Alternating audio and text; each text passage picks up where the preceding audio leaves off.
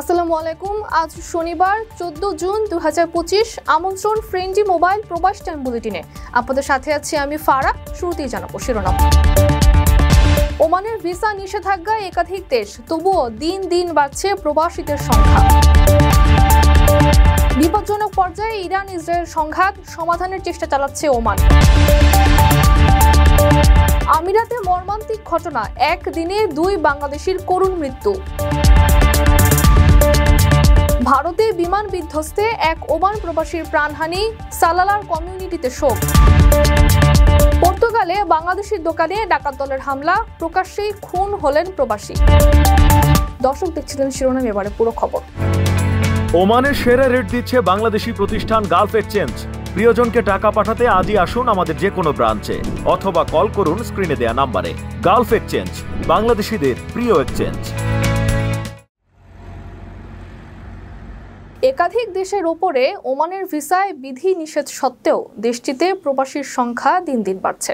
চলতি বছরের জুন পর্যন্ত দেশটির মোট জনসংখ্যা দাঁড়িয়েছে 53,03,578 জনে।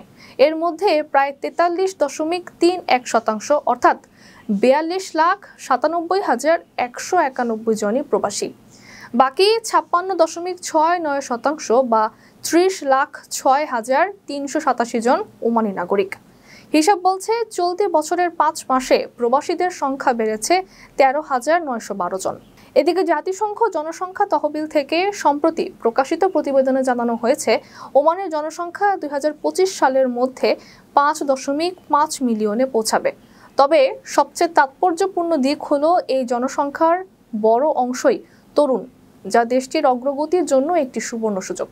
প্রতিবেদন অনুযায়ী ওমানের 24% জনসংখ্যা 15 বছরের নিচে এবং 21% রয়েছে 10 থেকে 24 বছর বয়সীদের মধ্যে। সবচেয়ে ইতিবাচক দিক হলো 73% মানুষই কর্মক্ষম বয়সের মধ্যে, যাদের বয়স 15 থেকে 64 বছর। বিষয়টিকে ওমানের জন্য এক বিশাল ডেমোগ্রাফিক ডিভিডেন্ড বা জনসংখ্যাগত সুবিধা হিসেবে দেখা হচ্ছে। বিশেষজ্ঞদের মতে এই তরুণ ও কর্মক্ষম জনগোষ্ঠী দেশের অর্থনীতি, উদ্ভাবন ও সামাজিক উন্নয়নে গুরুত্বপূর্ণ ভূমিকা রাখতে পারে। তবে এর জন্য যথাযথ বিনিয়োগ ও সঠিক নীতি নির্ধারণ প্রয়োজন। ওমানে প্রথম শ্রেণীর হাইপার মার্কেটে কাজের সুবর্ণ সুযোগ। প্যাকিং, ক্লিনিং আর লোড আনলোডিং কাজে নিয়োগ হবে 25 জনকে। যোগাযোগ করুন স্ক্রিনে দেওয়া নাম্বারে।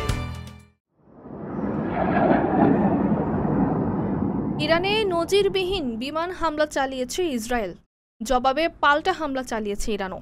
মধ্যপ্রাচ্যে ক্রমবর্ধমান এই সামরিক উত্তেজনা কমাতে চেষ্টা করছে ওমান। দেশটির পররাষ্ট্র মন্ত্রণালয়ের এক বিবৃতিতে জানায়, ইসরায়েল ইরান সংঘর্ষের জেরে সৃষ্ট বিপজ্জনক সামরিক উত্তেজনা নিরসনে কূটনৈতিক সমাধান খুঁজতে চেষ্টা করা হচ্ছে। ওমানের পররাষ্ট্রমন্ত্রী সৈয়দ বদর বিন হামাদ আল বুসাইদি একাধিক দেশের পররাষ্ট্রমন্ত্রীদের সঙ্গে ধারাবাহিকভাবে ফোনালাপ করেছেন। ইসরায়েলের হামলাকে অবৈধ, অযৌক্তিক এবং আঞ্চলিক স্থিতিশীলতার জন্য গুরুতর হুমকি আখ্যায়িত করে তিনি টেলিফোন সংলাপগুলোতে এই আগ্রাসন অবিলম্বে বন্ধ করার আহ্বান জানান। ওমানের পররাষ্ট্রমন্ত্রী বলেন, এই সংঘর্ষ কেবল একটি দেশের ওপর নয়, গোটা অঞ্চলের শান্তি ও সার্বভৌম স্বার্থের ওপর হুমকি সৃষ্টি করেছে। তিনি বলেন, রক্তপাত, ধ্বংস ও প্রাণহানি এড়াতে এই অঞ্চল ও জনগণের নিরাপত্তা ও স্থিতিশীলতা নিশ্চিত করতে জরুরি ভিত্তিতে পদক্ষেপ নেওয়া প্রয়োজন। ওমানের পররাষ্ট্র মন্ত্রণালয়ের এই বিবৃতিতে বলা হয়, এই উত্তেজনার সূত্রপাত হয়েছে ইসরায়েলের সরাসরি ইরানি ভূখণ্ডে হামলার মাধ্যমে। এর আগে ইরানের সামরিক ও পারমাণু স্থাপনায় ইসরায়েলের হামলার পর যুক্তরাষ্ট্রের সঙ্গে পরমাণু আলোচনা স্থগিত করে তেহরান। রবিবার ওমানের মাস্কাটে 2 দেশের আলোচনা হওয়ার কথা ছিল। ওমানে অবৈধ প্রবাসীদের জন্য দারুণ সুযোগ। আকর্ষণীয় বেতনে বিল্ডিং কনস্ট্রাকশন সেক্টরে 120 জন কর্মী নিয়োগ দেওয়া হবে। থাকা খাওয়া ফ্রি এবং ওভারটাইম সুবিধাও রয়েছে। সুযোগ সুবিধা ওমানি শ্রম আইন অনুযায়ী। আগ্রহীরা ভিসা পরিবর্তন সাপেক্ষে যোগাযোগ করুন স্ক্রিনে দেওয়া নাম্বারে। আমিরাতে একই দিনে প্রাণ হারিয়েছেন 2 প্রবাসী বাংলাদেশি। শুক্রবার পৃথক 2 ঘটনায় তাদের মৃত্যু হয়। তাদের মধ্যে একজন সড়ক দুর্ঘটনায় আর অপরজন হৃদরোগে আক্রান্ত হয়ে মারা গেছেন। জানা গেছে তাদের উভয়ের বাড়ি চট্টগ্রামে। এদিকে মৃত্যুর খবর দেশে পৌঁছতেই পরিবারে যেন শোকের ছায়া নেমে এসেছে। এমন আকস্মিক বিদায় মেনে নিতে পারছেন না স্বজনরা। বিস্তারিত দেখুন প্রতিবেদনে। আমিরাতে একদিনে 2 প্রবাসী বাংলাদেশির মর্মান্তিক মৃত্যু হয়েছে। তাদের মধ্যে সড়ক দুর্ঘটনায় আহত হয়ে 6 দিন আইসিইউতে থাকার পর শুক্রবার এক প্রবাসী মারা গেছেন। একই দিনে হৃদরোগে আক্রান্ত হয়ে আরেক প্রবাসীর মর্মান্তিক মৃত্যু হয়। তাদের উভয়ের বাড়ি চট্টগ্রামে। জানা গেছে, ঈদুল আজহার ছুটিতে গত 7 জুন নুরুল আফসার ঘুরতে বের হন।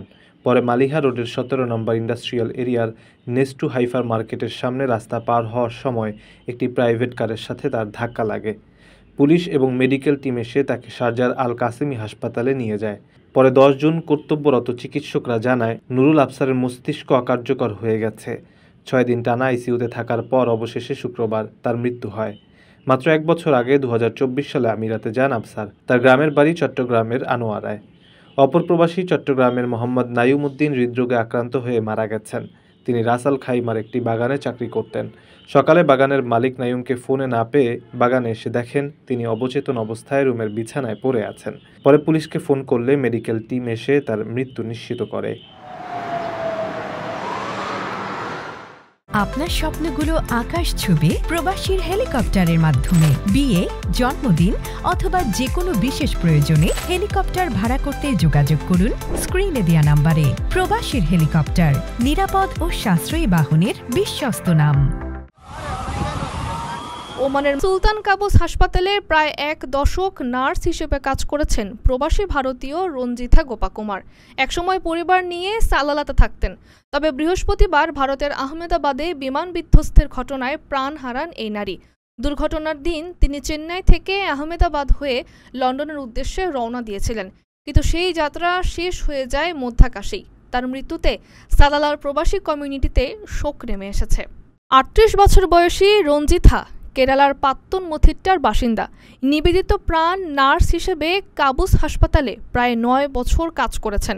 ওমান থেকে যুক্তরাজ্যে উন্নত জীবনের সন্ধানে পাড়ি জমানোর আগে তার 2 সন্তান ও মা তার সাথেই সালালায় থাকত। সালালার ইন্ডিয়ান স্কুলে পড়ত তার সন্তানরা। সম্প্রতি রঞ্জিথা ভারতে ফিরেছিলেন তার নতুন চাকরির আনুষ্ঠানিক কাগজপত্র গুছিয়ে নিতে। লক্ষ্য ছিল ইউকের হাসপাতাল থেকে ছাড়পত্র নিয়ে পাকাপাকিভাবে কেরালায় ফিরে আসা, যেখানে তিনি তার 2 সন্তানের সঙ্গে নতুন জীবন শুরু করতে চেয়েছিলেন। সেই স্বপ্ন আর পূরণ হলো না। 2 বছর আগে ওমান ছেড়ে যুক্তরাজ্যে পাড়ি জমালেও এখনও তার সাথে এই শহরের বহু মানুষের স্মৃতি জড়িয়ে আছে। সালালার ইন্ডিয়ান সোশ্যাল ক্লাবের সাধারণ সম্পাদক ডক্টর সন্দীপ ওঝা বলেন, রঞ্জিথা ছিলেন নরম স্বভাবের ও সহানুভূতিশীল মানুষ। তার মৃত্যুতে প্রবাসী কমিউনিটির সবাই গভীরভাবে শোকাহত। সুলতান কাবুস হাসপাতালে তার দীর্ঘদিনের অবদান আজও অনেকে স্মরণ করেন।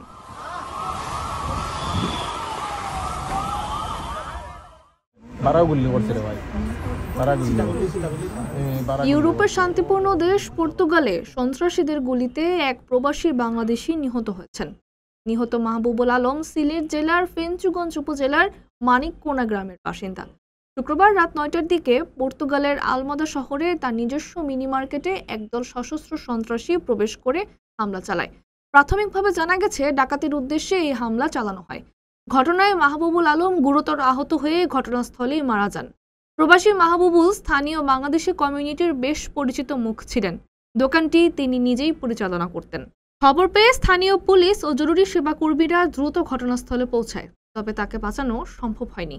হামলাকারীদের শনাক্ত ও গ্রেফতারে অভিযান শুরু হলেও শেষ খবর পাওয়া পর্যন্ত কাউকে আটক করা সম্ভব হয়নি।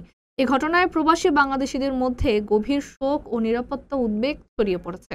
আন্তর্জাতিক সূচকে শান্তিপূর্ণ দেশগুলোর মধ্যে পর্তুগালের অবস্থান 12তম হলেও সম্প্রতি নানা কারণে সহিংসতার ঘটনাগুলো বেড়ে যাওয়ায় উদ্বেগ বাড়ছে প্রবাসীদের মধ্যে।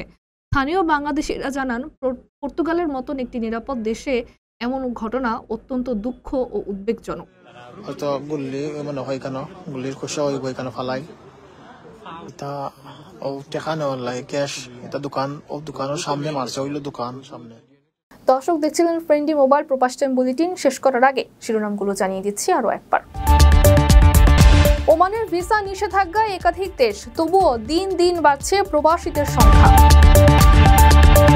বিপজ্জনক পর্যায়ে ইরান ইসরায়েল সংঘাত, সমাধানের চেষ্টা চালাচ্ছে ওমান।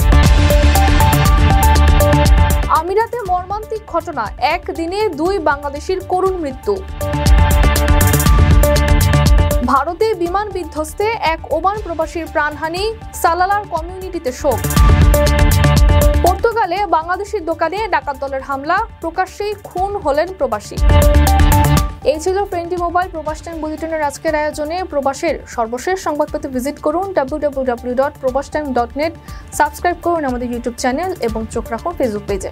পরবর্তী বুলেটিন দেখার আমন্ত্রণ জানিয়ে আজকের মতো বিদায় নিচ্ছি আমি। সে পর্যন্ত সবাই ভালো থাকবেন এবং নিরাপদে থাকবেন। আল্লাহ হাফেজ।